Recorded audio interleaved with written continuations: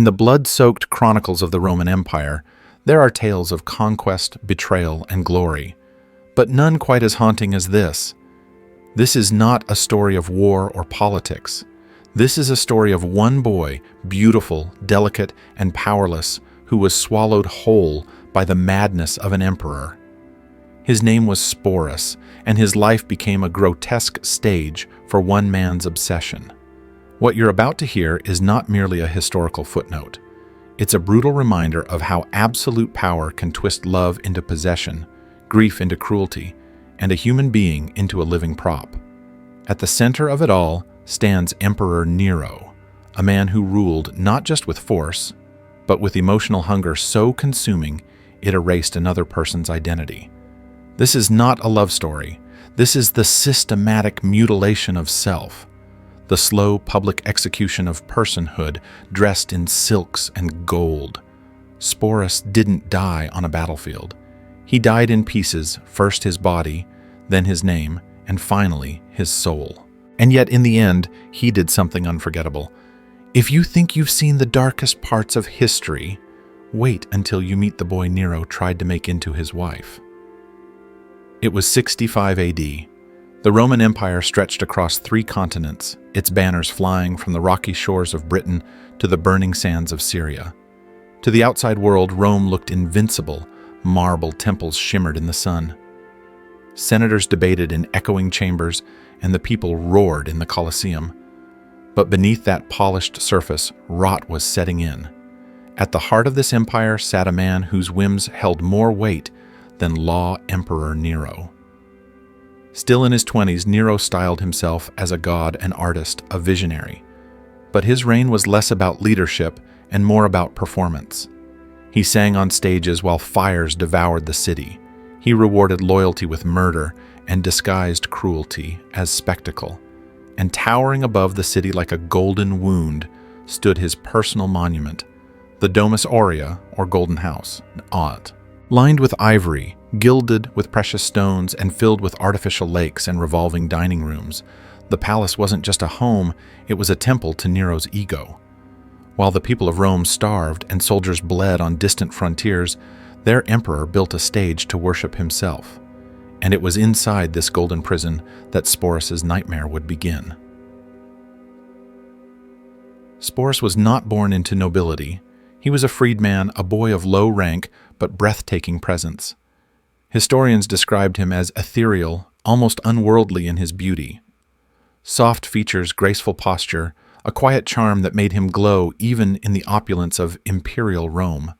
But in a city where desire often walked hand in hand with destruction, beauty was never safe. In Rome, a boy's beauty wasn't a blessing. It was a target. And for Sporus, it became a curse that would mark the beginning of his undoing. He wasn't a gladiator, a rebel, or a threat to the state. He was simply seen. And that was enough. Because in a world where the emperor's gaze could be a death sentence, Sporus was doomed the moment Nero noticed him. What followed was not a love affair. It was an imperial sentence disguised as affection, a slow ceremonial erasure of his identity. Sporus didn't know, as he walked the corridors of the palace, that he was already being chosen. Not as a servant, not even as a companion, but as a canvas, a doll, a ghost brought back to life for an emperor who refused to let the dead rest. When Poppaea Sabina Nero's glamorous and deeply adored second wife died suddenly in 65 AD, the empire was told it was due to complications from childbirth. But whispers behind palace walls told a darker story. Some claimed Nero, in a fit of rage, had struck her fatally while she was pregnant. Whether accident or murder, her death shattered something inside him. But Nero did not mourn like other men. He did not weep or seek comfort. Instead, he spiraled into a grief so twisted it warped into obsession. He couldn't let her go. And then he saw Sporus. The boy's soft features, delicate movements, and uncanny resemblance to Poppaea awakened something in the emperor, something not rooted in love, but in possession. Nero didn't want closure. He wanted resurrection. And if death had taken his wife, then he would force the world to believe she had returned, not by memory, not by statue, but through a living body, Sporus's body. The plan was born not in sorrow, but in madness. A grotesque idea took root to recreate Poppaea, to make Sporus her mirror, her replacement. Not even the gods had power over death, but Nero would defy them in the most horrifying way imaginable. There are moments in history so cruel, so irreversible, they echo through time not as events, but as wounds. For Sporus, that moment came in silence. After Nero decided the boy would become his dead wife, reborn, he gave a single cold command.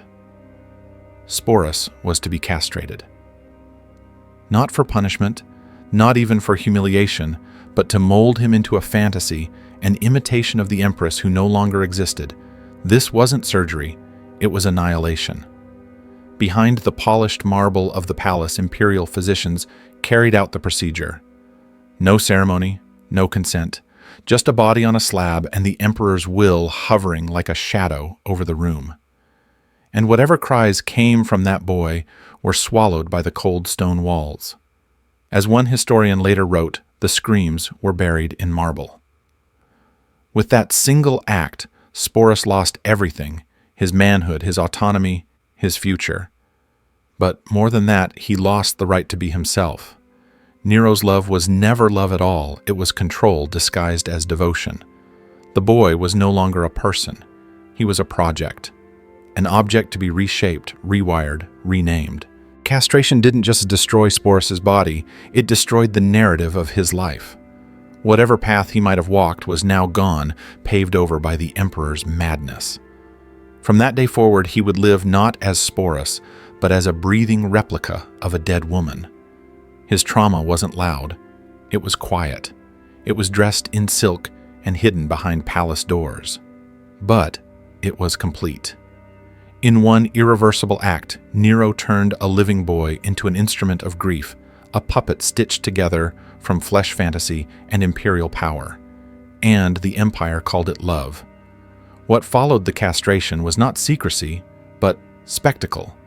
Nero, in one of the most grotesque displays of imperial power ever recorded, staged a full Roman wedding. Sporus, now renamed Sabina after the late Empress Poppaea, was dressed in ornate silks draped in jewels and paraded through the imperial court, not as a servant or concubine, but as Nero's lawful wife. The empire watched, stunned. Senators stood in rigid silence. Foreign dignitaries blinked in disbelief. And the Roman people, used to the excesses of emperors, now witnessed something that surpassed decadence. It was delusion turned into state ceremony. Lavish vows were spoken. Music echoed through the golden halls. Every ritual of a noble marriage was followed, but behind the shimmering fabric stood a mutilated boy forced to wear another person's life. No one dared speak the truth. To question the emperor's fantasy was to risk exile or worse. So they played along. They clapped. They bowed. They watched. Beneath the surface of pageantry, horror tightened its grip. It wasn't a wedding. It was a funeral for truth.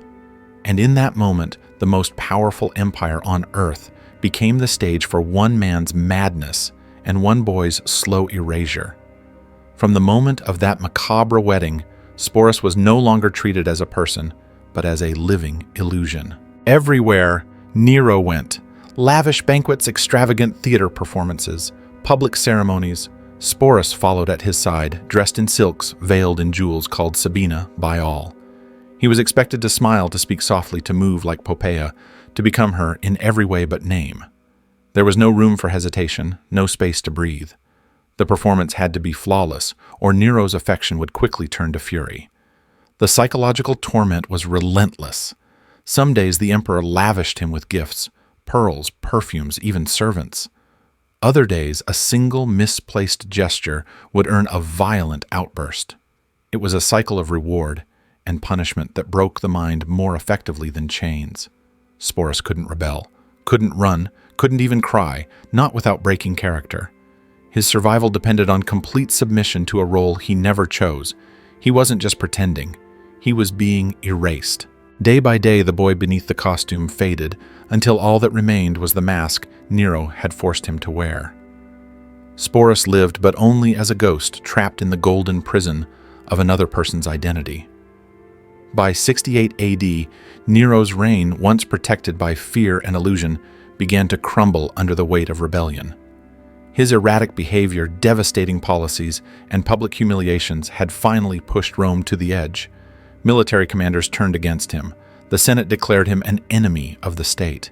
Even his once loyal guards abandoned him. With the empire in flames and betrayal closing in, Nero fled the capital in disgrace. But he did not flee alone. Among the few who remained by his side was Sporus, the boy who had never been given a choice. Even in Nero's downfall, Sporus remained shackled to the role forced upon him. While others fled out of fear, Sporus stayed because he was still a possession. He had been remade in Nero's image, not just physically but psychologically. Where could he go? Who would see him as anything other than Sabina?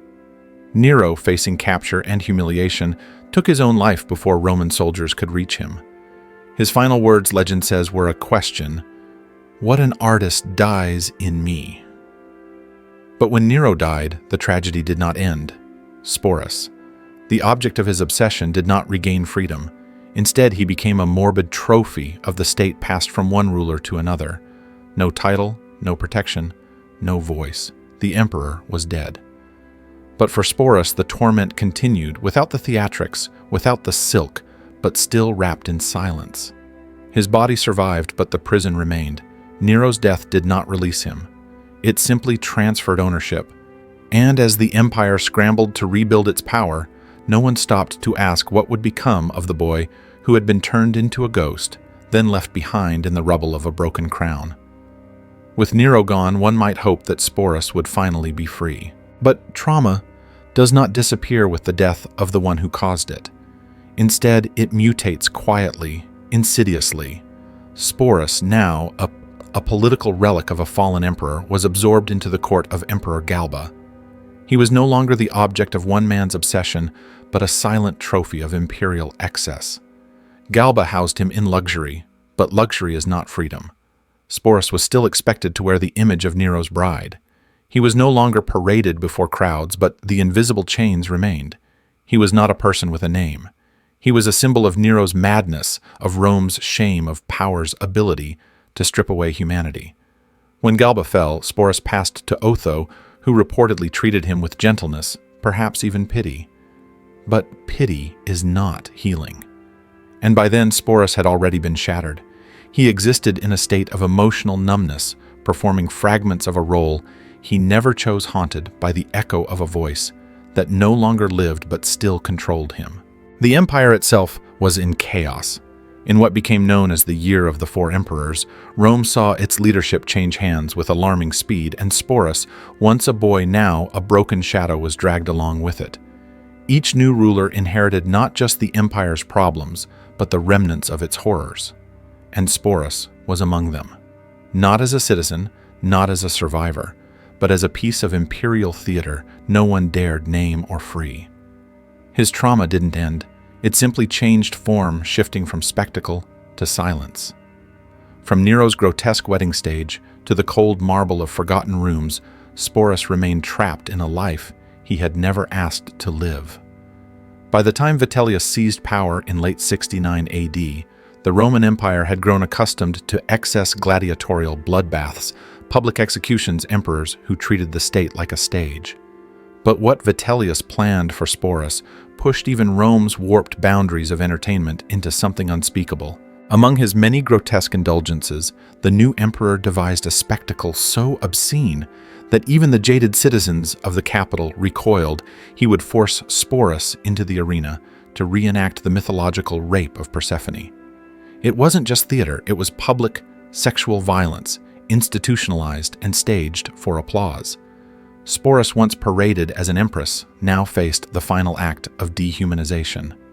He would be stripped, displayed, and symbolically violated for a crowd that had once watched him in silks and jewels. And this time, there would be no illusion of love, no wedding, no velvet curtain to hide behind, only the roar of thousands and the crushing certainty that his body would be used one last time, not for Nero's grief, but for Rome's entertainment. By then, Sporus was a shell, drained of identity, of resistance, of hope. He had survived mutilation, forced marriage humiliation, and years of psychological torment. But this was something beyond survival. It was the obliteration of self in front of an empire that had long stopped seeing him as human. Faced with this final horror, Sporus saw no escape, no redemption, no flicker of mercy. The same empire that had applauded his wedding now prepared to cheer his degradation. And in that moment, something inside him snapped, not with rage, not with fear, but with the cold, quiet clarity of someone who has nothing left to lose. For a boy who had been stripped of everything, death was not defeat. It was release. In the cold silence, before the planned spectacle, as preparations for the arena performance moved forward, Sporus made a decision, one that would echo louder than any applause the empire could muster. He took his own life. No ceremony, no final speech. Just a quiet act of defiance from a soul who had endured too much for too long. For the first time in years, Sporus did not perform. He did not obey. He did not play the role of someone else's fantasy. He chose fully and finally for himself, in a world that had stripped him of everything, his name, his body, his voice. He made the one choice that could not be taken or twisted. He said no. Not with words, but with the act of ending a life that was never truly his. It was tragic, unbearably so, but it was not surrender. It was resistance. It was power reclaimed in the only form left available. Nero could not rewrite this ending. Vitellius could not turn it into a show. Sporus would not be used again. In death, he reclaimed the only thing he had left, his will. And though Rome barely noticed, though no monument was ever built in his name, Sporus left behind something stronger than legacy, a final refusal to be broken. He had been molded, paraded, mutilated, erased. But in that final moment, he spoke in the only language his captors could not corrupt, silence. And in that silence lived truth, rebellion, and something close to peace. Sporus may have died unseen, but he died his own. And for a boy who had been everything to everyone but himself, that was the only freedom left worth claiming. Today, if Sporus is remembered at all, it's as a passing detail in the story of Nero, a name buried beneath footnotes and scandal. But his life was not a side note. It was a warning, a cry from the heart of a world that worshipped power more than people. Sporus' story isn't just about the cruelty of one emperor, it's about what happens when no one dares say no, when a society lets power turn people into playthings and identity into performance. He was mutilated, renamed, dressed up like a ghost, and paraded before the most powerful empire in the world. And yet Sporus was never truly broken. In the end, he made the only choice that was still his. He chose silence over spectacle. He chose death over degradation, and in that decision, he reclaimed what Rome had spent years trying to steal his selfhood. This story, as tragic as it is also about something deeper. The quiet resilience of the human spirit, even when it's been buried beneath layers of control, performance, and pain. It asks us to look at how power operates, not just in history books, but in our own world. Who do we silence? Who do we allow to be rewritten, reshaped, erased? Sporus didn't get justice. He didn't get a tomb. But he gets to be remembered now, not as Nero's bride, not as a curiosity, but as a human being whose final act defied an empire. If this story moved you, if it made you see history in a different light, subscribe for more dark and forgotten truths from the shadows of the past. Leave a comment below. What does Sporus' story say to you in this world of image control and silence? If Sporus' story shook something inside you, if it made you pause, reflect, or feel the weight of history in a new way, then this channel was made for you. Here at Bleed the Crown, we don't just tell stories. We resurrect the voices empires tried to silence. We uncover the pain behind the power, the humanity beneath the spectacle, and the truths buried under centuries of dust, denial, and manipulation. Every video is crafted to take you beyond names and dates into the hearts, minds, and forgotten moments of those history tried to erase. Sporus was more than a victim. He was a mirror held up to unchecked power, and a testament to what happens when a person refuses, even in death, to be completely owned. So if you believe these stories deserve to be heard, if you believe the crown should bleed before it blinds, then subscribe, like, and share this video. Help us reach others who are ready to see the truth, not in gold and glory, but in blood and silence. And let us know in the comments, what would you do if your identity was taken and the world called it love? Welcome to Bleed the Crown. History Unfiltered.